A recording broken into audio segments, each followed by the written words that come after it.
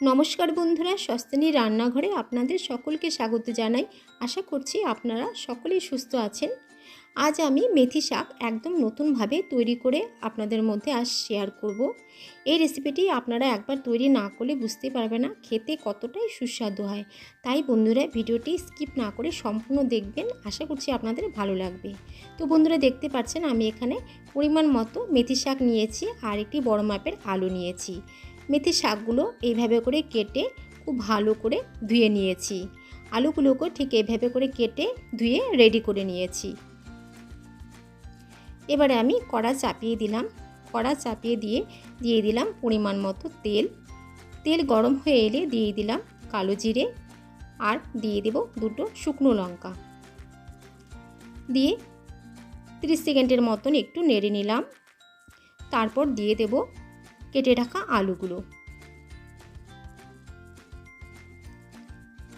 আলুগুলো দিয়ে দেওয়ার পর দিয়ে দেব ভাজবার জন্য সামান্য একটু লবণ আর দিয়ে দেব সামান্য একটু হলুদ দিয়ে আলুগুলোকে ভেজে নেব।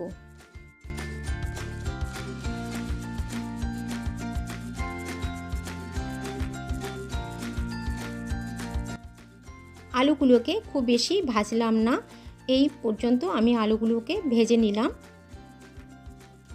এরপর আমি দিয়ে দেব একটি টমেটো কুচি।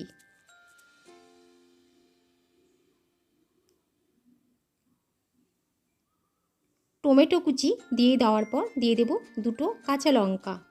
একটি কাঁচা লঙ্কা আমি চিড়ে দিয়েছি আর একটি গোটা রেখেছি। তো কাঁচা লঙ্কাটা দিয়ে দেওয়ার পর একটু কিছুক্ষণ নেড়ে নেব। নেড়ে নেওয়ার পর আমি 1 থেকে 2 মিনিটের জন্য একটু ঢেকে রাখবো, যাতে আলুগুলো ভেতর থেকে একটু সেদ্ধ হয় আর টমেটোগুলো নরম হয়ে যায়। তো 2 মিনিট বাদে আমি ঢাকনাটা খুলে নিলাম। খুলে নিয়ে আবারও কিছুক্ষণ নেড়ে নেব। দেখুন টমেটোগুলো নরম হয়ে গেছে আর আলুগুলো পুরোপুরি সেদ্ধ না হলেও তাই একটু কিছুটা সেদ্ধ হয়েছে। এরপর আমি দিয়ে দিলাম কেটে রাখা মেথি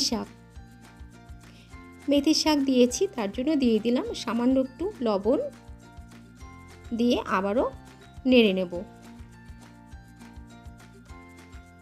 মেথি শাকগুলো না মজা পর্যন্ত ক্রমাগত নাড়তে হবে, নইলে কিন্তু নিচে পোড়া লেগে যেতে পারে।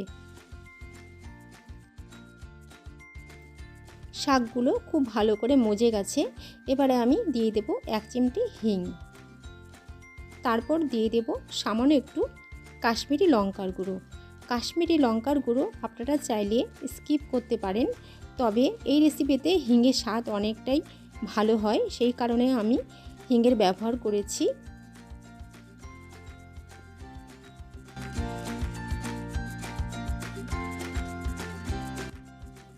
এবারে আমি অল্প পরিমাণ জল দিয়ে দিলাম।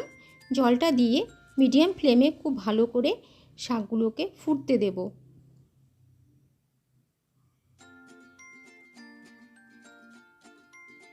দেখুন শাকগুলো খুব ভালোভাবে ফুটে গেছে আর আলুগুলো ভেতর থেকে খুব সুন্দরভাবে সেদ্ধ হয়ে গেছে। রেসিপিটি আমার প্রায় কমপ্লিটের দিকে। এরপর আমি দিয়ে দেব ভাজা মশলা। এই ভাজা মশলাতে রয়েছে জিরে, ধনিয়া আর একটি শুকনো লঙ্কা দিয়ে আবার নেড়ে নেব। আপনারা এইভাবে অবশ্যই ট্রাই করবেন আর রেসিপিটি কেমন লাগলো খেতে অবশ্যই আমাকে কমেন্ট বক্সে জানাতে ভুলবেন না। যারা আমার ভিডিওগুলো দেখছেন অথচ সাবস্ক্রাইব করেননি, পরবর্তী ভিডিও নোটিফিকেশন পাওয়ার জন্য আমার চ্যানেলটিকে অবশ্যই সাবস্ক্রাইব করে আমার সাথে থাকবেন। সবাই খুব ভালো থাকবেন, সুস্থ থাকবেন। আবার আসছি পরবর্তী কোনো ভিডিও।